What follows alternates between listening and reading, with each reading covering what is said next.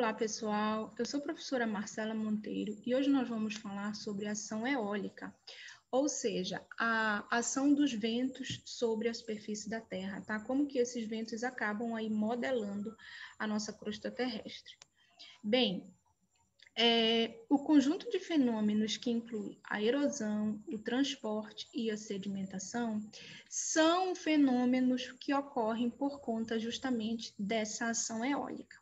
A ação eólica ela tende a ser mais intensa sobre os sedimentos finos, e esses sedimentos que são aí ou erodidos, transportados e sofrem sedimentação por causa dos ventos, eles acabam recebendo o nome de sedimentos eólicos.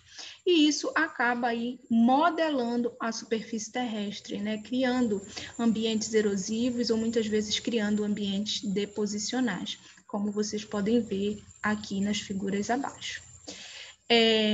Os ventos, gente, eles são um resultado do movimento das massas de ar.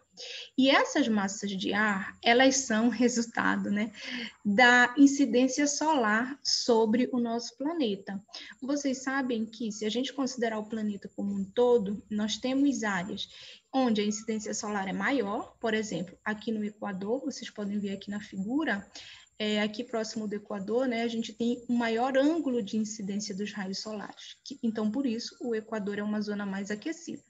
Já nas extremidades, próximo dos polos, tanto o Polo Norte quanto o Polo Sul, o ângulo de incidência dos raios solares acaba sendo menor, e isso resulta que estas zonas são menos aquecidas. Quando a gente olha para essa figura aqui à direita, nós temos aqui um mapa, tá, de distribuição da energia solar no planeta. Então, a gente consegue ver, né, que entre os trópicos, bem aqui a gente tem o trópico de Câncer e aqui embaixo o trópico de Capricórnio, a gente tem aí essa incidência solar máxima, que são essas zonas em vermelho e laranja. E em direção aos polos, a gente tem essa cor esverdeada e azul, que representa aí uma menor, né, energia solar. Bem, essa diferença aí na energia solar acaba gerando, nessa diferença, né, no aquecimento das diferentes partes do globo, acaba gerando aí massas de ar, e essas massas de ar, elas acabam se movimentando, circulando no nosso planeta, e isso vai gerar o que a gente conhece como os ventos. Vamos ver aqui essa circulação das massas de ar. Então, aqui próximo do Equador, onde eu tenho o ar quente, né? Esse ar quente, ele tem um movimento ascendente, né? Ele é quente, ele é menos denso, então ele tem esse movimento ascendente. A tendência é que esse ar aquecido do Equador, ele vá subir, né? Movimento ascendente até os polos. Entretanto, gente, à medida que esse ar, ele vai se afastando do Equador, ele vai perdendo temperatura, porque o Equador, que é a região mais aquecida, então ele vai se tornando mais frio, e acaba que ele, em vez de ter um movimento ascendente, essa parte que resfria começa a ter um movimento descendente. Então, vocês podem ver aqui na figura que eu tenho, né, o movimento ascendente do ar e a parte que resfria, o movimento descendente.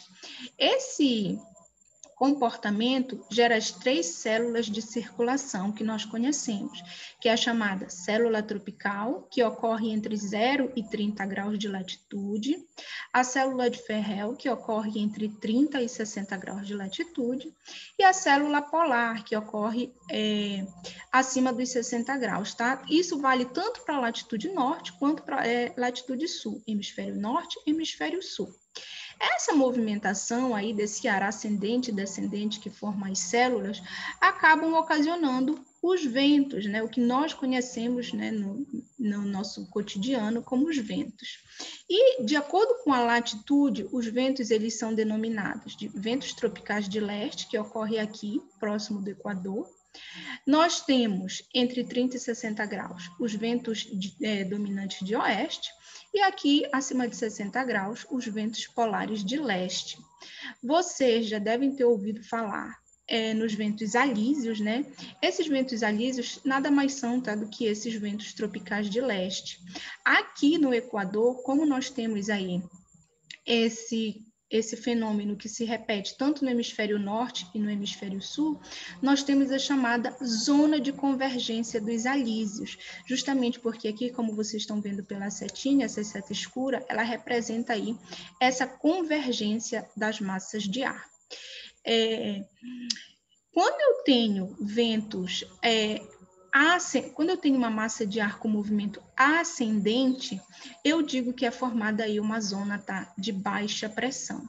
Quando essa massa de ar tem um movimento descendente, ela acaba formando uma zona de alta pressão, tá? Então, como eu falei aqui para vocês, né, o ar sobe e desce, formando aí zonas de alta e baixa pressão. Lembre-se também que a força de Coriolis, né, ela acaba impulsionando aí diferentes movimentos rotacionais. No hemisfério norte, esses movimentos eles são de oeste para leste, e no hemisfério sul, esses movimentos são de leste para oeste.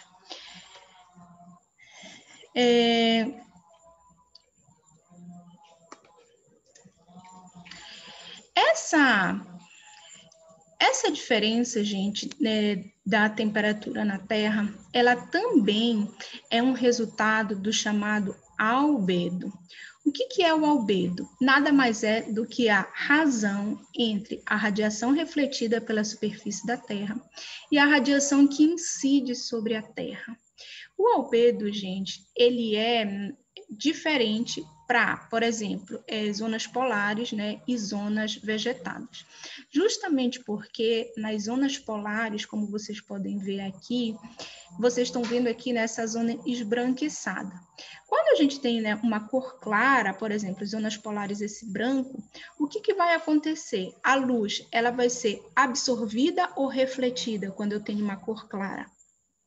A luz ela vai ser mais refletida. Então, o que acontece nessas regiões? A luz incidente, ela acaba não sendo absorvida, né? Grande parte dessa luz é refletida de volta para a atmosfera. E isso faz com que essas regiões sejam menos aquecidas, já que o calor não é absorvido. Por outro lado, em regiões vegetadas, como vocês estão vendo aqui, a absorção tende a ser maior. Então, essas regiões, elas tendem aí a ser mais aquecidas, justamente porque o calor e a luz são absorvidos. Um exemplo prático para vocês entenderem isso é quando a gente vai na praia. As praias aqui da nossa região, elas são formadas aí por sedimentos, geralmente sedimentos de quartzo, né, aqueles grãozinhos de quartzo, e a gente tem praias de areias bem branquinha. Ali na praia, muitas vezes, quando no horário de sol intenso, aquela luz refletida, ela acaba incomodando os nossos olhos. Isso nada mais é do que a luz sendo refletida. A luz, ela acaba que chega ali na superfície, né, nos sedimentos, e esses sedimentos refletem a luz. E isso, em regiões claras, ocorre de maneira muito intensa, e aí acaba, então, incomodando os nossos olhos todo esse reflexo. O albedo da Terra é em torno de 30% a 35%, né? Ou seja, se a gente for fazer essa continha da razão entre a radiação refletida e a radiação incidente, a gente vai ter esse valor. Agora, esse é um valor médio e que se a gente for considerar o planeta como um todo, o desvio padrão é muito grande, né? Porque nós temos regiões polares que refletem muito, nós temos áreas muito vegetadas que absorvem muito. Então, isso aí é somente mesmo uma média. Bem, os sedimentos, gente, por conta da ação eólica, eles tendem a ser transportados. E quando a ação eólica cessa, né, eles vão sofrer aí deposição, ou seja, eles vão se sedimentar. A ação eólica, ela é mais intensa, tá, em regiões onde ocorre a ausência de água no estado líquido.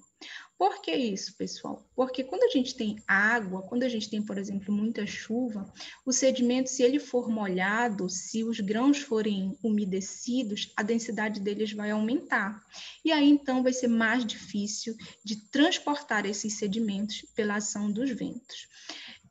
Regiões desérticas, né, os chamados desertos absolutos, que são essas regiões onde a gente tem ausência de água no estado líquido, a atuação dos ventos tende a ser intensa e ela os ventos tendem a ser o principal modelador, tá, nessas superfícies.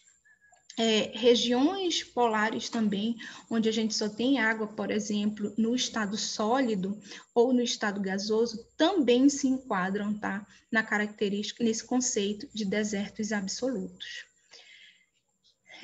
Aqui nessa figura, vocês conseguem ver aí algumas áreas desérticas na Terra, né? Então, nós temos, por exemplo, aqui o deserto do sudoeste dos Estados Unidos, aqui nós temos o deserto do Atacama, aqui embaixo Patagônia, né? O Saara enorme aqui. E essas regiões são as regiões que tendem a ser mais trabalhadas, né? Intensamente aí no caso, pela ação eólica. E o que a ação eólica ocasiona nesses locais? A erosão dos sedimentos, em seguida o transporte e, por fim, quando a ação eólica cessa, nós temos aí a sedimentação, né? Para o sedimento ser sedimentado, para ele ser depositado, a gente tem que ter uma energia baixa. Então, se o vento ele é muito intenso, essa energia ela não vai ser baixa o suficiente para que o sedimento seja aí depositado. E como eu falei para vocês, tá? Existem exceções, que são aquelas regiões onde o sedimento ele tende aí a ficar umedecido, ou o sedimento é molhado, né? Essas regiões de deserto, gente, é importante vocês atentarem que a gente tem essa percepção de que o deserto é sempre seco. De fato, o deserto é um local muito seco, mas em alguns desertos existe uma precipitação anual muito baixa. Por mais baixa que seja, muitas vezes o sedimento se torna umedecido e isso diminui aí a ação eólica nesses locais. Vamos ver aqui um exemplo da precipitação em algumas regiões desérticas. Aqui eu coloquei para vocês, está o caso do Saara, né, que é ali no norte da África, como vocês podem ver aqui no mapa. Então, se a gente pegar, por exemplo, dados pluviométricos de uma estação meteorológica na Líbia, a gente vai ver que a precipitação ao longo do ano é geralmente muito baixa, né? Eu tenho um pico aqui, ó, o pico máximo é mais ou menos de 200 milímetros. Se a gente for considerar, gente, por exemplo, 200 milímetros é o que chove aqui nos nossos meses secos, né? Os nossos meses mais chuvosos, vamos pensar aqui na costa do nosso estado, na costa do nordeste do estado do Pará, nós temos aí nos meses de pico, março, abril, nós temos uma precipitação de 400, 500, em casos excepcionais, até 600 milímetros. Então, pensem bem, aqui o máximo é em torno de 200 milímetros. Por exemplo, Mauritânia, que é outro ponto do deserto do Saara, a precipitação máxima ela é menor que 200. E se a gente pensar ali no Marrocos, que também está no deserto do Saara, uma região ali, a precipitação máxima ela não chega nem a 40 milímetros, né, no mês aí onde chove mais. Então, tenham em mente, tá, que os desertos são locais onde a precipitação ela é baixa ou inexistente, mas pode haver alguma precipitação, não intensa, nada disso, mas pode haver chuva no deserto, sim.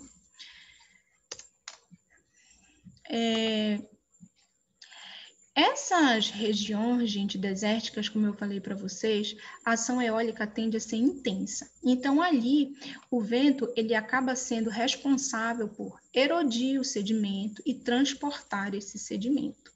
No caso do Saara, por ser um deserto aí com uma extensão enorme, né, uma quantidade muito grande de areia, a ação eólica acaba transportando os sedimentos para outros continentes. Vocês já devem ter ouvido falar, né, que aqui na região amazônica nós recebemos durante aí boa parte do ano uma grande quantidade de sedimentos que vem do deserto do Saara. Então, dê uma olhadinha aqui na figura. Aqui a gente está vendo o que seria a África, né, e aqui do outro lado o Brasil. E essa mancha aí vermelha é o transporte, tá, de sedimentos desde do deserto do Saara, também tem aqui o transporte de sedimentos da Namíbia, aqui no sul da África, existe um deserto na Namíbia que acaba transportando sedimentos para a Amazônia, e isso aí é resultado, tá, da ação eólica, que vocês podem ver na figura, né, todos os meses, então janeiro, fevereiro, março, até dezembro, esse transporte ocorrendo em diferentes intensidades. Só para vocês saberem, o deserto do Saara, ele não é a única fonte, tá, de sedimentos eólicos para a Amazônia. Existem aí estudos que mostram que a Amazônia também recebe sedimentos dos Andes e do sul da África, como vocês estão vendo aqui na figura, em determinados períodos do ano. E isso acontece aí há mais ou menos 7.500 anos. Outra coisa, gente, que a ação eólica no deserto ela é tão intensa que durante um determinado período do ano acontecem as chamadas chuvas de areia. Se a gente pensar no deserto do Saara, que está ali no norte da África, vamos ver aqui o mapa, ó, o deserto do Saara está aqui no norte da África. A Europa, né, que está acima, durante uma parte do ano, ela recebe uma grande quantidade de areia do deserto. Esse período é o período que ocorre as chamadas chuvas de areia. E é muita areia que chega na Europa. Existem registros de que essa areia ela já alcançou, inclusive, o norte da Europa. Então, como vocês podem ver aqui na figura, isso aqui, né, foi um acontecimento de uma chuva de areia bem intensa, mas é assim que fica, né? Talvez nem tanta areia sempre, mas é mais ou menos assim que fica alguns lugares da Europa, como, por exemplo, ali a Espanha, que está logo depois aqui, né? Atravessando o Estreito de Gibraltar. Bem aqui, mais ou menos, Península Ibérica. Nas regiões costeiras, gente, a ação eólica ela é muito importante. Ela acaba aqui remodelando continuamente as nossas praias ou a nossa linha de costa. Aqui o que vocês estão vendo, né, são dunas. A região costeira ela é formada geralmente aí por sedimentos. Uma parte desses sedimentos tende a ser molhado e outra parte desses sedimentos mais secos. E esses sedimentos mais secos são os que são trabalhados pela ação eólica. Os ventos na região costeira, claro que eles não são, né, não têm a mesma intensidade, a velocidade de direção durante o ano todo. Coloquei aqui para vocês o exemplo, tá, da nossa região aqui, esses dados aqui são do Nordeste Paraense, então, da Estação Meteorológica de Tracuateua. Então, aqui em vermelho, em cima e embaixo, nós temos 2 meses do período seco, né, os meses de setembro e novembro, e aqui embaixo, setembro e outubro. E se a gente for prestar atenção, a gente vê que esse conezinho cinza, ele é maior nesses meses do período seco, né? Por exemplo, vamos olhar aqui setembro e depois a gente passa para o período chuvoso, de janeiro, março, maio. Nesse período, a intensidade dos ventos, ela diminui bastante. Então, para a nossa região, os ventos, eles atingem a nossa costa de maneira mais intensa no segundo semestre. No primeiro semestre, né, nós temos aí o período de chuvas por conta do deslocamento da zona de convergência intertropical, que migra lá do hemisfério norte, né, para cá, para o hemisfério sul. Então, pensando, tá, na nossa costa, os ventos eles sopram com maior intensidade no segundo semestre, por isso a ação eólica sobre os sedimentos é mais intensa nesse período. De modo geral, gente, existe uma regrinha que diz assim: quanto maior a velocidade do vento, maior vai ser a capacidade desse vento deslocar o sedimento. Então, essa tabelinha aqui, ela mostra uma relação entre a velocidade do vento e o diâmetro da partícula que consegue ser deslocada. Isso aqui está considerando a densidade de grãos de quartzo, que são esses grãos aí que existem na nossa costa, né? A maioria das nossas praias são formadas por grãos de quartzo, que é aquele formada pela sílica. Então, quando eu tenho um vento até mais ou menos 2 km por hora, ocorre o transporte aí de partículas com diâmetro pequeno, são partículas finas. E aqui, à medida que a velocidade do vento aumenta, o diâmetro das partículas também aumenta. Claro que só a velocidade do vento não é um fator determinante, porque a gente tem os chamados anteparos, né? Então, pode ser que um vento sopre com muita intensidade, mas se ele encontra obstáculos, que são os chamados anteparos, a velocidade desse vento vai ser alterada. Por exemplo, aqui nós temos os anteparos artificiais, que são, aqui vocês estão vendo, né, uma cidade cheia de prédios, e também existem os anteparos naturais, né, no caso aqui a floresta, que vocês estão vendo a Cordilheira dos Andes, que nós temos aqui na América do Sul, e acaba aí influenciando, tá, na distribuição, na velocidade dos ventos no nosso continente. Essa figura, ela mostra, gente, para vocês, como que os ventos se comportam em relação à proximidade do solo. Então, aqui a gente pode perceber que aqui é a distância do solo, né? Então, aqui eu tenho de 0 a 20 metros. Quando a distância do solo, por exemplo, é 0, a velocidade do vento, a velocidade do transporte das partículas, ela tende a ser menor. Então, próximo do solo, a velocidade do vento vai ser menor, logo, as partículas vão ser menos transportadas. Entretanto, à medida que a distância do solo, à medida que a altura aqui aumenta, a velocidade de transporte, a velocidade do vento tende a aumentar e, consequentemente, a velocidade de transporte. A regrinha, nesse caso, diz que a velocidade do vento ela vai aumentando com a altitude. Entretanto, tem um determinado momento em que essa velocidade ela já não vai mais aumentar significativamente. É por isso, gente, que aqui vocês conseguem ver que por mais que a distância do solo, né, ou seja, a altitude esteja aumentando, a velocidade do vento já não está aumentando tanto, porque a partir de um determinado ponto, essa velocidade, né, esse aumento na velocidade vai se tornando aí insignificante. Quando o vento sopra, gente, muito próximo das superfícies, isso tende a gerar aí um movimento turbulento. Então, o vento soprando próximo da superfície, ele vai ter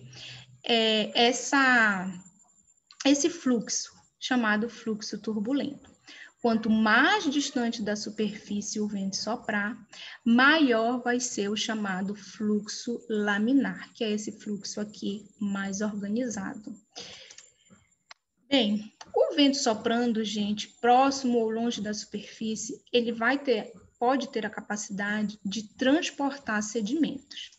Entretanto, isso vai depender muito do tipo, né, de sedimento, da densidade desse sedimento e também da intensidade desse vento. Entendam que quando o sedimento está próximo da superfície, a gente vai ter um atrito muito maior, né? O sedimento vai ter atrito com esse solo, pode ser a superfície, pode ser uma duna, pode ser uma praia, ou pode ser até mesmo uma área construída. O sedimento ele vai estar ali, se ele estiver na superfície, ele vai estar ali atritando com aquela superfície. E isso vai fazer com que o transporte seja um pouquinho, assim, precise de mais velocidade, né? O vento precisa soprar mais intensamente.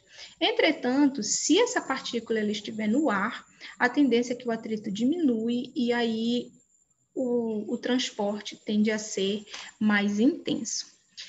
Uma coisa, gente, que vai influenciar muito, como eu falei para vocês, nesse transporte de sedimentos, é o tamanho dessa partícula. Então, vamos ver aqui alguns casos. Quando a gente tem partículas finas, por exemplo, argila, silt ou areia muito fina, que entram na classificação de poeira, né? Essa tabelinha aqui que eu estou mostrando para vocês, ela é a chamada tabela de Wentworth. E ela traz aqui uma classificação dos grãos, né? Areia, silt, cascalho, de acordo com o diâmetro, de acordo com a dimensão desse grão. Então, os grãos aqui que têm dimensões menores, né, são enquadrados aí na chamada poeira, são aquelas partículas mais finas. Essas partículas finas, elas são transportadas pela chamada suspensão eólica. E elas são as partículas que recebem aí mais intensamente, né, são mais afetadas pelo transporte eólico, justamente pelo fato delas serem partículas finas, né? Então, como eu falei para vocês, elas tendem a ser menos densas e isso favorece com que, quando sopre o vento, elas sejam transportadas.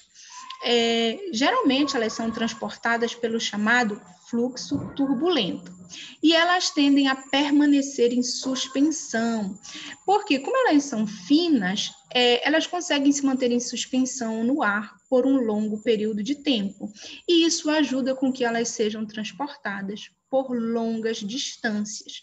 Partículas maiores, né, já vão apresentar uma maior resistência e aí tendem a apresentar também uma maior turbulência. Vamos ver aqui o caso de um material um pouco mais grosso, que já seria aí areia fina, areia média, areia grossa e muito grossa. Como que esse material é transportado pelos ventos? Através do processo chamado de saltação. Nesse caso, gente, o transporte ele é mais limitado se a gente for comparar, por exemplo, com a poeira. Esse transporte, a saltação, ela ocorre através da colisão de partículas, tá? Em deslocamento com os grãos na superfície. Essa colisão, então prestem atenção aqui, eu tenho um grão aqui, esse grão ele vai se deslocar por conta da influência do vento e vai aí colidir com outro grão. E aí, esse outro grão, ele vai aí como se fosse saltitando, né? Como vocês estão vendo aqui na figura. E por isso que esse processo recebe o nome de saltação. Um grão influenciado pelo vento vai colidindo com outro grão e vai sendo transportado. Nesse caso, claro, né, quanto maior a partícula, menor vai ser a sua velocidade de transporte, né? Porque uma partícula grande, ela geralmente vai apresentar aí maior resistência, né? Vai ser mais pesada e isso faz com que a velocidade de transporte acabe diminuindo. Esse transporte por saltação, gente, é muito comum em dunas, tá? Quando vocês veem, né, aquelas dunas grandes, aquele monte de areia ali, é comum com que o processo que ocorra ali para a formação daquela duna, muitas vezes, seja a saltação. Já um material um pouco mais grosseiro, como, por exemplo, vocês estão vendo aqui, né, areia muito grossa, e já passando para o chamado cascalho, que já é um material, aí se a gente for ver aqui as dimensões, maior, para esse tipo de material, o transporte ocorre pelo chamado arrasto. Bem, o arrasto ele é típico para partículas acima de 0,5 milímetro e é a menor fração transportada pela ação eólica, justamente por se tratar de partículas maiores. Então, eu tenho aqui a atuação do vento, e esse vento ele vai somente, né, ele tem a capacidade somente de arrastar essas partículas grandes. Então, lembrem-se, a poeira, por ela ser mais leve, por ela ser menos densa, ela entra em suspensão, né? Ela entra aí na corrente de ar. E essas partículas maiores, aí já seria o oposto, né? Por ter uma alta densidade, elas acabam ficando aí em contato, né? Quase que permanente com o solo. Elas são apenas arrastadas pelo vento. A ação dos ventos, gente, na superfície da Terra promove os chamados registros erosivos, tá? E os chamados registros deposicionais. Quando a gente fala nos registros erosivos, né, pensem o termo erosão, então nós estamos falando da retirada de sedimentos. Como registro erosivo, são produzidos aí 2 tipos de produto. A deflação, tá? Que é o que nós vamos falar primeiro, e a abrasão. A deflação, gente, ela nada mais é aí do que a retirada, né, de sedimentos de alguma área. E como resultado, quando eu tenho esse sedimento sendo retirado, a gente tem, pode ser formadas as chamadas bacias de deflação, como vocês estão vendo aqui, né, que é a remoção seletiva de areia. Então, geralmente, nesse caso, sai um único tipo de sedimento, por exemplo, material mais fino. Aqui a gente tem uma duna. Aqui vocês estão vendo, ó, a gente tem uma duna, o vento soprando intensamente em uma área e essa área acaba ficando aí escavada, né, formando a chamada bacia de deflação. Outro resultado, gente, de áreas sujeitas à deflação é a chamada formação dos pavimentos desérticos, que também ocorre a remoção seletiva de areia. E nesse caso aí, como essa retirada de areia ocorre em zona desértica, isso pode acabar resultando na formação de oásis, né? O que vocês entendem por oásis? É aquela água que acaba aflorando no deserto. Isso ocorre por quê? Porque a ação eólica ali, ela pode ser tão intensa, pode retirar uma grande quantidade de areia da superfície e fazendo com que o lençol freático fique aí na superfície, fazendo com que o lençol freático apareça. Ou pode ser aí uma zona subsaturada em água, e isso faz com que a gente tenha o chamado oásis no deserto, né? Nada mais é do que aquela água no deserto, que é formada justamente por conta da retirada de areia por deflação. A abrasão, gente, ela já é causada aí pelo impacto, tá, entre diferentes partículas.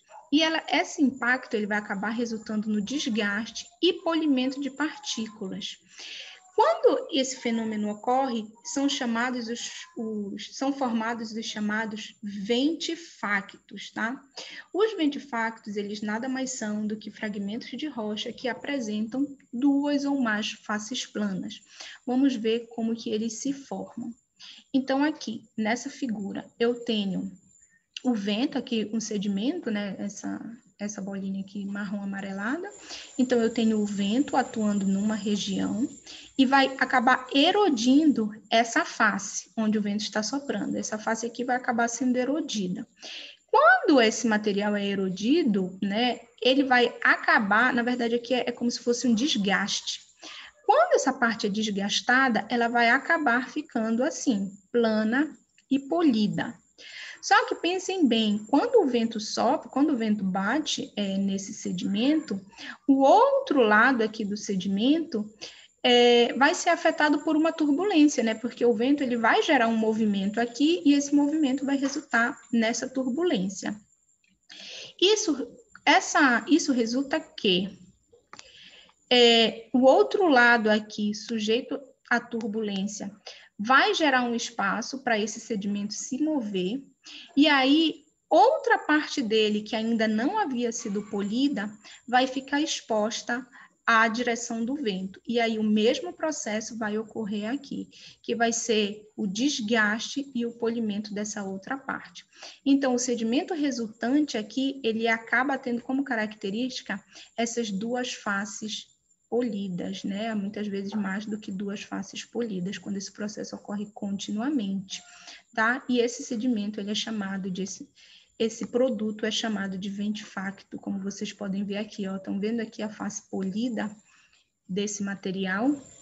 É a característica aí dos ventifactos. A abrasão eólica, gente, também resulta aí na formação dos chamados yardangues, que são essas feições rochosas, né, diferenciadas que vocês estão vendo aqui na figura.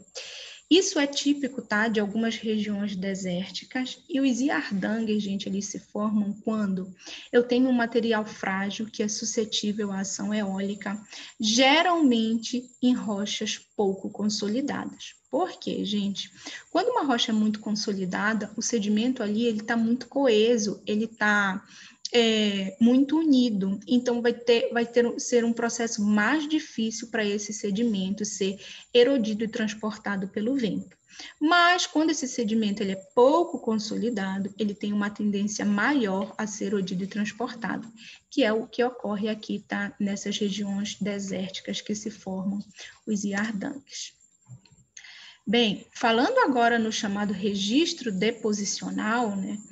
Que produzido pelos ventos, que nada mais é, pensem, né, deposição. Eu estou pensando aí no transporte, sedimentação de partículas. Eu tenho a formação, como resultado, a gente pode ter a formação das dunas. E as dunas, gente, elas podem ser, tá, de diferentes tipos. Eu coloquei aqui para vocês o exemplo de dunas estacionárias e dunas migratórias. Quando eu falo dunas, gente, estou me referindo, né, dunas que ocorrem, por exemplo, na região costeira, né, quem já foi na praia. Duna, para vocês terem ideia, é muito típico de onde? Aqui no Brasil? Da região Nordeste, que é uma região, né, onde os ventos eles atuam de maneira muito intensa na costa. Então, olha só, as chamadas dunas estacionárias, elas têm esse comportamento. O que acontece aqui? Eu tenho o vento soprando, né? Vamos pensar aqui no chamado barlavento, que seria essa região. Eu tenho o vento soprando aqui, no sentido preferencial. O sedimento ele vai ser depositado aqui no chamado flanco. Só que, gente, vai chegar uma hora que nesse flanco a força gravitacional ela vai ser maior do que o atrito que segura esses grãos. E aí, por conta dessa gravidade, esses grãos eles vão acabar caindo, né, como se fossem sendo transportados para essa região aqui embaixo. Tá? E aí, o que vai acontecer com essas dunas? Elas vão como sofrendo um engordamento, né, aqui nessa região. Já as chamadas dunas migratórias, elas são aquelas dunas que, como o nome diz, né, elas acabam migrando. Como que essa migração ocorre? Eu tenho um sedimento aqui na região a Barlavento. Esses sedimentos, eles vão sendo transportados não para o flanco, que é essa região mais alta, mas eles são transportados aqui para frente. Se a gente for prestar atenção, aqui para frente da duna. E aí, essa região da duna vai perdendo sedimento, sendo transportado para frente, e a duna acaba que vai migrando, né? Como se a duna ela fosse andando, mudando de posição, vai se deslocando.